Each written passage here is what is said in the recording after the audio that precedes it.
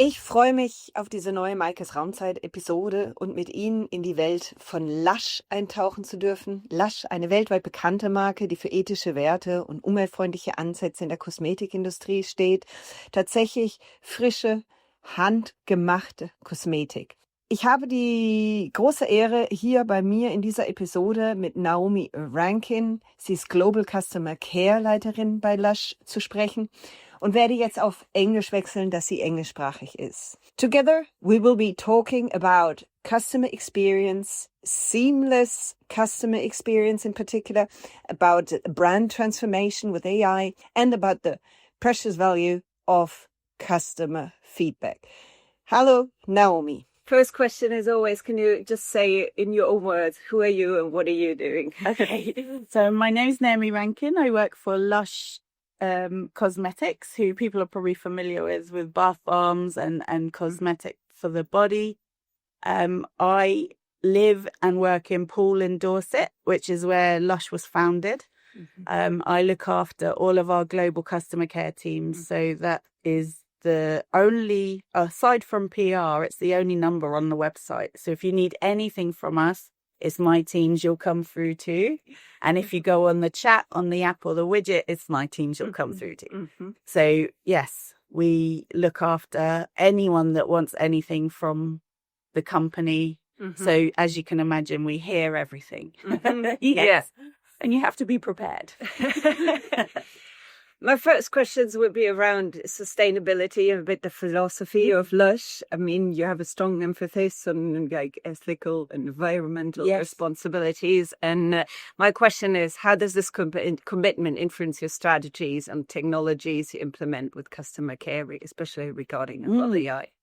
Absolutely. So we have really specific guidelines about what we're allowed to do and who we're allowed to interact with. So whenever we approach third-party companies, or if they approach us and they have an offering that we'd like to use, then there will be a review with our data privacy team and security team, and also our legal team, to make sure that we're not dealing with companies that are maybe on the side doing things that we would hate to be associated with. Mm-hmm. Also, there's a lot of emphasis on green credentials. Obviously, not everything can move forward without some expense on the resources, but then it's all what you're doing to counteract that. Mm-hmm. So AI is not going anywhere, and it's a hugely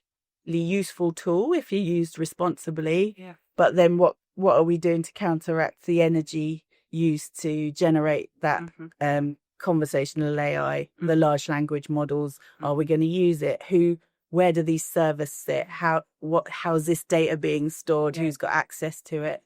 So, for instance, because the vast majority of our customers and our tickets are European and non-American, when we merged our two instances, it had to be a European server. So all of our data sits in Dublin, because GDPR is the big one. Yeah. So there was, and to be honest, our one of our founders is the head of our data privacy team, and he's always emphasized to me, and I really believe too, we should go above and beyond those legal requirements. So it's not just we're doing this because it's the law. We're doing it because it's the right thing to do. Yeah. And not talking about technology now, but in general, the customer experience, and how does the philosophy influence the way you design customer experience? Yeah, so if you're familiar with our stores, which is where we began, on the physical shops, when you go in, we want every customer to feel like a friend or a member of the family, the opportunity to touch the products and smell them and try them out and ask those questions and be not just be upsold, but have proper consultations where you get something you really need, not something I just want to sell you. No one's on commission. There's no pressure to just upsell to the most expensive item, but actually to link sell things that will be really useful. So if you come in with a hair issue, but you're like, maybe a scalp problem, but maybe we can think, well, this shampoo, but also maybe this hot oil treatment and this conditioner would be good, and this would help maintain it so it doesn't get as bad as that, for instance. And then all of our customer care staff are trained the same way our shop floor staff are. So a lot of us worked on the shop floor. I did 4 years on the shop floor myself. We all have the same product training, the same ethics and values and brand training, so that we're able to answer those questions about why we do things the way we do. Why are our products a bit more expensive than the dupe in the shop? Well, it's because these are the good quality, ethically sourced and fairly paid for ingredients that are going into those products. And they're in there for effect, not just because they smell nice or they're sparkly. I mean, sometimes the glitter is just there because it's sparkly. But for certainly for the skincare and the hair care, everything in there is in there for a reason. And so I think that's one of our we believe statements is we believe in making good quality products and charging a fair price for them, because at no point in that chain has anyone been shortchanged, hopefully. So, yeah. Before talking about that, kind of like working in the different departments, I would like to know, for this seamless, consistent customer experience, I heard you saying in the interview, in the presentation, that you kind of as well leverage the customer insights and the feedback that you get. Can you tell us more about that, please? Yes. So I always think, I remember reading a statistic ages ago, but that there's such a small percentage of customers will actually take the time to go to their customer service team. Most will just, and I'm probably one of them, they'll just go, oh, I'll just leave it, but I probably won't shop there again. So for that small proportion who do take the time to give us that feedback's really valuable. And there was a time, certainly when I first started, and we didn't have the tools to properly classify those conversations. We knew conversations were happening. We knew that the teams were dealing with them and people hopefully were going away happy, but that was the end of it. So then we started to add in more sophisticated conditional fields and tags with more granular detail, so that we can pull out the nature of those conversations. What is the summary of the issue this customer had, so that I can pull reports now. If one of the inventors comes to me and asks, I need to know what's all the feedback we've had for this specific range of bath bombs or this toner. What region were they in? What date range was it? What was the nature of that? Which one of the range was it? And then you can often pinpoint, well, is it an issue with the manufacturing? So maybe the factory in Japan or the factory in Toronto is not making it quite the same as the factory in Poole. Or is it a universal issue, in which case the recipe needs adjusting or not, which is like the henna example, where the reformulation solved one problem but kind of caused another. So then we were able to take them back and they redid it and use those customers' feedback to give them the new formulas and say, can you try this one again then? And then they did that. And then once we got the feedback, oh, they like this one. That's the one that's finally, so this is the new formula. But then it's been tested on the people who've used it for years, which is your best test base. So, So it's really the feedback loop. It goes into product development. It goes into management. So marketing. Is that a kind of like a real collaboration through every department then?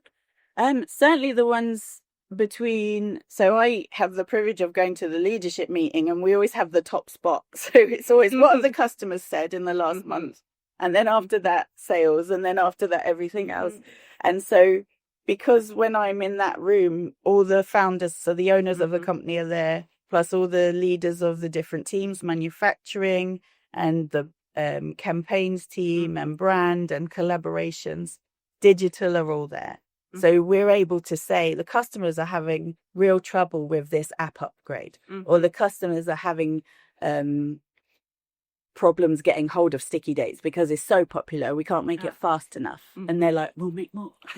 So it's not always bad news. Sometimes it's great news. It's like they literally need you to turn this from a limited edition into all year round because we love it so much. And that's amazing because I've not worked anywhere where I had that contact before. So you can actually physically see the effect of your customers' feedback and our frontline agents' feedback as well, because they're talking to people all the time. So they're the ones that spot the patterns first and say, we think something's up with this bank provider or this system, because they maybe have had 5-6 phone calls in the last 15 minutes about the same thing. Yeah. And that's your alert. Yeah. So then maybe before it's gone really terrible, we can ask one of the tech team, can you just check this out, please? And then that happens so often that we find things out, and either we can fix it or we can mitigate it because we know what to look for now. Yeah. Yeah.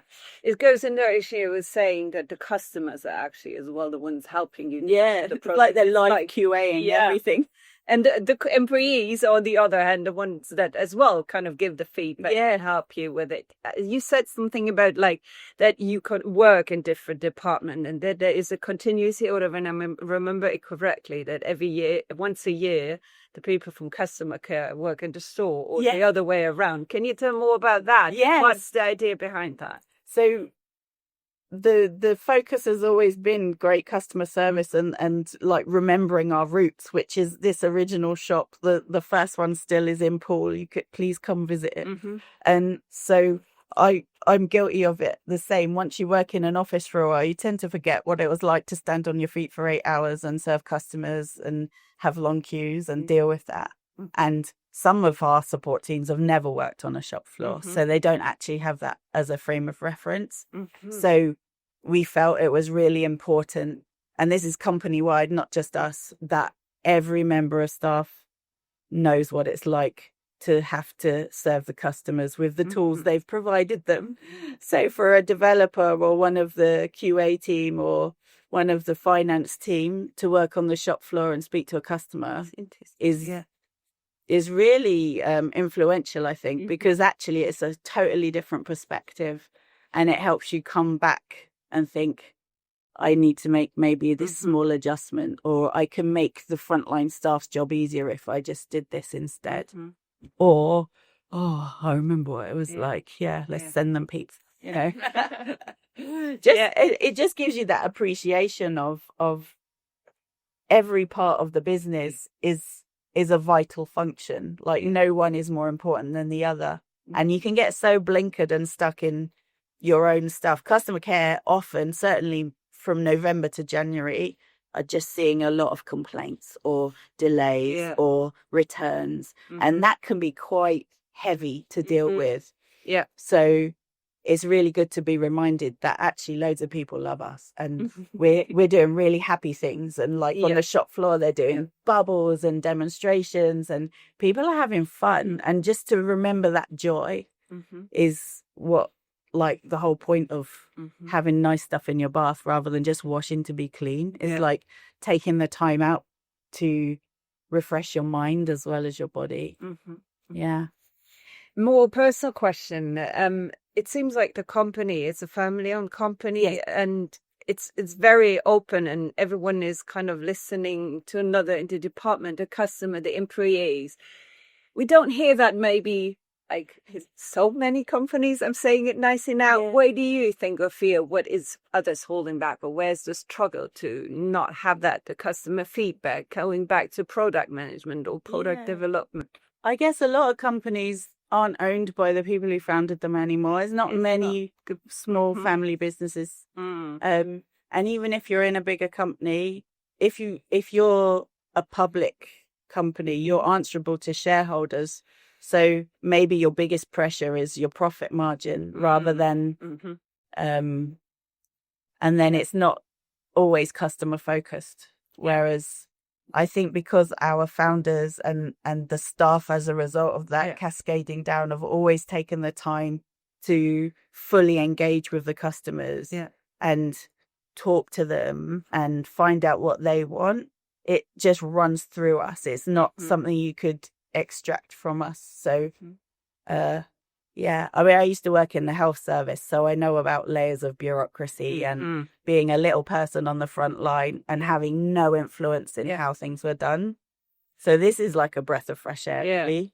Yeah. What's your advice then to other customer care employees, Yeah. leaders? How I do you guess kind of... if you're a manager and you have someone senior that you can talk to, I would say listen to your teams definitely, and Mhm.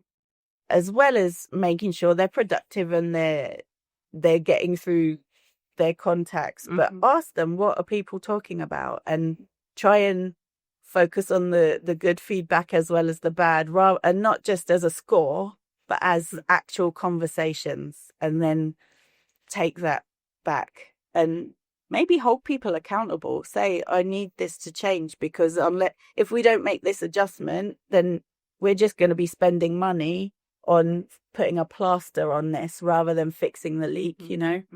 So I know it's not easy, because you might not have someone you can talk to, but hopefully there would be someone in any company that cares enough about it to want to maintain that customer loyalty. I guess if you think about it like that, monetize it. Say, these customers will spend this much money over the next year if we just fix this. Yeah. And they'll be happy. Yeah. And happy teams make happy customers. Because if you're miserable, it's really hard to keep that happy face all day. So be nice to your teams. Be nice to your people. Find out their names. Be interested. You don't have to cross personal lines, but you can be human with each other, I think. Yeah. And looking ahead, what's your vision of customer care, customer experience at Lush in the next years? At Lush, I think we'll always be very human, even if we are using these tools, and even if we take on sort of AI and more automated tools. That's not going to mean that there's no humans. It just means the humans hopefully will have more time to have these great conversations and do these consultations and talk to you about your baby and ask how it went and suggest this massage bar for your stretch marks and like tell you it's going to be all right. Because sometimes if you're so bogged down in the frequently asked questions, you don't get time for that. Yeah. Because you just see this inbox that's hugely full. So I would hope that we would be able to maintain and enhance this person-to-person contact. So those who really need to have that conversation can actually get to us to have it. Thank you very much for this really inspiring insights of customer experience in your daily life and at Lush. Thank you very much. Thank you for having me.